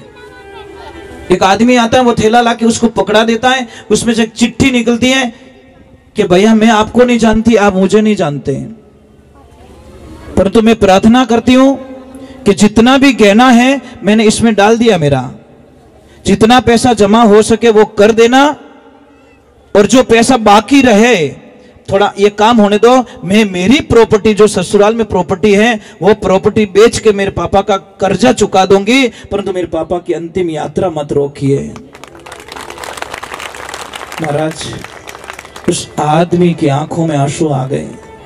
वो आदमी चिट्ठी पढ़ते पढ़ते रोने लगा और सबको बोला, भाई अब मैं आपको एक बात बताने वाला हूं कि क्या, कि मैं 15 लाख लेने के लिए नहीं, मैं 15 लाख देने के लिए आया हूं। वो पैसे मांगते नहीं थे, वो मांगते थे मेरे में, मैं नहीं मांगता था, परंतु फर्क इतना था, मैं देखना चाहता कि इसके मालिक कौन है, किसको दूं मैं पैसे। यार धनी तो होना चाहिए। वो पैसा फिर उसकी बेटी को दे दिया कि बेटा ओरिजिनल हकदार तू है। और बेटियों ध्यान रखना, आप कभी इतनी नहीं रोगे, जिसके पापा चले जाते ना, जिस दिन बेटी रोती है संसार में, कभी वो बेटी जिंदगी में कभी आंख में आंसू नहीं आने देती महाराज। जिस दिन उसके पिता अलविदा हो जाते, दुनिया से चले जाते हैं, उस दिन बेटी को देखना, शायद कई बेटियों को मैंने देखा बेहोश हो जाती हैं। बहुत बहुत बहुत टाइम बाद में उनको थोड़ा सा मतलब वापस उनको होश में लाना पड़ता है। इसलिए मैं वंदन करता हूं कि बेटी होती क्या, बेटी तो काळजरू टुकड़ू रिया करे महाराज, पण बेटा ने समझण वालो चीजे, और बेटी पाछो परिवार ने समझे। क्षमा करना, मैं कुछ आपको अलग मोड़ पे लेके चला गया, पर क्या करें, कुछ होता ही ऐसा। देखिए, मैं आपसे प्रार्थना करूं, कोई रोए नहीं, थोड़ा तो जीव हैंटो रखो, इतना कमजोर हो जाओ, हैं? क्यों रो रहे आप? परिवार बहुत बहुत अलग होता है, सब परिवार। मैंने कल देखा 1 मिनट के लिए, एक सिर्फ 30 सेकंड का गैप था, 30 सेकंड। कितना था? 30 सेकंड। जी आपका वो छोटा उधर चला गया था, पता है? आपका चेहरा उतर गया एकदम, एक 30 सेकंड भी नहीं लगे, एकदम ऐसा लगा कि इनके प्राण निकल जाएंगे। यहां से यहां सिर्फ इनको 2 या 3 सेकंड ही वो बच्चा दिखा नहीं, इनका चेहरा चेंज हो गया एकदम। ये होता है परिवार का प्रेम। ये लाइफ में ध्यान रखे, परिवार को मत खो भाई, परिवार तो सब कुछ है। सॉरी, क्षमा करना, राधे राधे बोलना पड़ेगा, एक बार जोर से बोल दो, राधे राधे। तो उन लड़कों को उल्टा सूझा और महाराज जी को पूछा, महाराज जी क्या होगा? महाराज जी ने ध्यान लगाया और एकदम बोल पड़े, तुमने हमारे उपवास उड़ाया, हमारी मजाक की है। अरे मूर्खों, ये लड़की नहीं है, लड़का है, हमने देख लिया, और इसको मूसल पैदा होगा।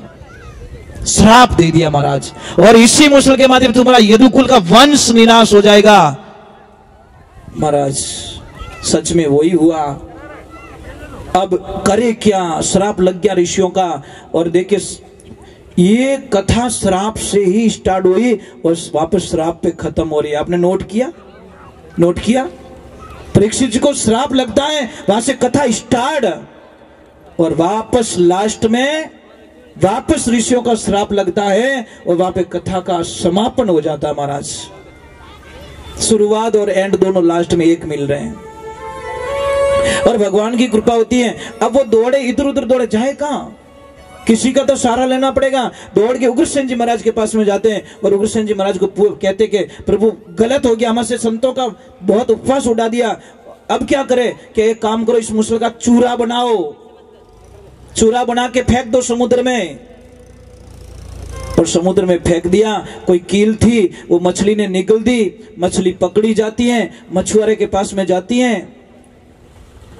और उसी कील की जो नोक होती है ना, उसका जो धनुष होता, तीर होता, उसने बोला ये तीखी है, एकदम जोरदार धार है, इसको एक काम करे तीर की नोक पे लगा देता हूं, और इधर वो घास बन जाती है। वो घास कैसी, जो तलवार से भी ज्यादा काम करती है।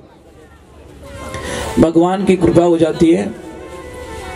अब भगवान श्री नारायण कृष्ण भगवान कहते हैं, देखो लास्ट में देखो जाना कहां था, कृष्ण भगवान के चरणों में, पर भगवान ने उनको वहां नहीं आने दिया, भेज दिया उग्रसेन जी महाराज के पास में, क्योंकि अब वहां पे लीलाएं खत्म हो रही है। इसलिए भगवान को पता है मेरे धाम मुझे लौटना होगा, अगर ये पीछे बच गए अहंकार के कारण सबका विनाश कर देंगे, और इनको समेटना बहुत जरूरी है। भगवान ने लीला रची, उन सबको जहां पे वो घास उगती है वहां पे जाते हैं, और भगवान वहां पे जंगल में जाते हैं। भैया को पहले ही बोल देते हैं कि भैया आप अपने धाम को पधारो, राधे राधे नाम बोलिए। रामदयाल जी ये 200 रुपया गया मैया के लिए, पहले ही बोल देते हैं। और बोलने के बाद में सब वहां पे जाते, उस घास में कोई अनहोनी बातचीत शुरू हो जाती है, झगड़ा शुरू हो जाता है, सब उस घास को निकालते, एक दूसरे को काट के सारे लोगों का वध हो जाता है, वहां पे सारे मर जाते हैं। इधर भगवान की कृपा होती है, भगवान आराम कर रहे हैं, नाम बोलो, सिंगोली श्याम, क्या बात है, राधे जय श्री श्याम की, सिंगोली श्याम जी की तरफ से मतलब 200 रुपए दिए गाय माता के लिए। तो भगवान की लीला देखी मेरे प्रभु की, भगवान थोड़ा आराम फरमा रहे हैं। उधर वो शिकारी शिकार खेलने के लिए जंगल में जाता है, और जैसे ही देखा उसको शब्द वेदी बाण चलाना आता था, और जैसे ही देखा तो भगवान सो रहे हैं, उसको पता नहीं भगवान सो रहे, वो पद्म रेख थी ना पैर में, वो चमक रही थी, और जैसे ही उसने आव देखा न ताव देखा, लगा दिया, जहर तो डाला ही था ऊपर, और भगवान के पैर में लगा दिया। जैसे जाता था आगे श्री नारायण भगवान बोला, प्रभु मेरे से बहुत बड़ी गलती हो गई, कि गलती नहीं, हमारा काम पूरा हो गया, आपका बदला और मेरा बदला कुछ लेन देन बाकी था, मैं यहाँ पे पूरा करके जा रहा हूँ। कि ऐसी क्या गलती हुई कि पहले जन्म में त्रेता में मैं राम था और आप थे बाली, मैंने भी आपको छुप के बाण मारा था और आपने वापस छुप के बाण मार दिया, आपका और मेरा बदला पूरा हो चुका है। वहां पे भगवान श्री धाम गोलोक धाम पधार जाते हैं। बोले बाकी बिहारी वृंदावन लाल की, बोले कृष्ण कन्हैया लाल की, महादेव की। भगवान श्री धाम पधार जाते हैं। मैं आपसे एक वंदन करता हूँ, प्रार्थना, एक छोटा सा एक भजन गा ले तो भगवान चले जाते हैं। बहुत बहुत याद आती है उनकी, बहुत याद आती, बहुत याद आती है।